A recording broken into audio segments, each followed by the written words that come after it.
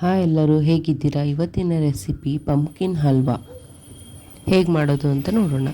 ಪಂಪ್ಕಿನನ್ನು ಚೆನ್ನಾಗಿ ಪೀಸಾಗಿ ಕಟ್ ಮಾಡಿ ಅದನ್ನು ಸ್ಟೀಮ್ ಮಾಡಿ, ಆಮೇಲೆ ಒಂದು ಬಾಣಲೆಯಲ್ಲಿ ತುಪ್ಪ ಹಾಕಿ ಅದಕ್ಕೆ ಡ್ರೈ ಫ್ರೂಟ್ಸ್ ಹಾಕಿ ಚೆನ್ನಾಗಿ ಹುರ್ಕೊಂಡು ಸೈಡಲ್ಲಿ ಇಡಿ. ಆಮೇಲೆ ಅದೇ ಪಾತ್ರೆಗೆ 1 ಕಪ್ ರವೆ ಹಾಕಿ ಚೆನ್ನಾಗಿ ಹುರ್ಕೊಳ್ಳಿ. ಬೆಂದಿರೋ ಪಂಪ್ಕಿನನ್ನು ಚೆನ್ನಾಗಿ ಪೇಸ್ಟ್ ಮಾಡಿ ಅದನ್ನು ಆ ರವಕ್ಕೆ ಆ್ಯಡ್ ಮಾಡಿ ಚೆನ್ನಾಗಿ ಮಿಕ್ಸ್ ಮಾಡಿ. 1 ಕಪ್ ರವೆ ಇದ್ದರೆ ಅದಕ್ಕೆ 2 ಕಪ್ ಅಷ್ಟು ನೀರು ಹಾಕಿ ಅದನ್ನು ಮಿಕ್ಸ್ ಮಾಡಿ ಅದನ್ನು ಬೇಯಲು ಬಿಡಿ. ಅದು ಕಂಪ್ಲೀಟಾಗಿ ಬೆಂದ ಮೇಲೆ ಅದಕ್ಕೆ 1 ಕಪ್ ಅಷ್ಟು ಸಕ್ಕರೆ ಹಾಕಿ ಏಲಕ್ಕಿ ಪುಡಿ ಹಾಕಿ ಚೆನ್ನಾಗಿ ಮಿಕ್ಸ್ ಮಾಡಿ.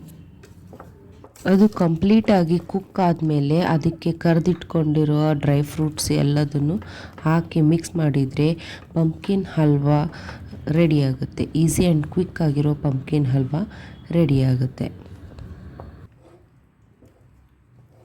ಒಂದು ಸಲ ಮಾಡಿ ಟೇಸ್ಟ್ ಮಾಡಿ, ತುಂಬ ಚೆನ್ನಾಗಿರೋ ಪಂಪ್ಕಿನ್ ಹಲ್ವಾ ಟ್ರೈ ಮಾಡಿ. ಈ ವಿಡಿಯೋ ನಿಮಗೆ ಇಷ್ಟ ಆದರೆ ಲೈಕ್ ಮಾಡಿ, ಶೇರ್ ಮಾಡಿ, ಕಮೆಂಟ್ ಮಾಡಿ ಹಾಗೂ ಸಬ್ಸ್ಕ್ರೈಬ್ ಮಾಡಿ. Thank you.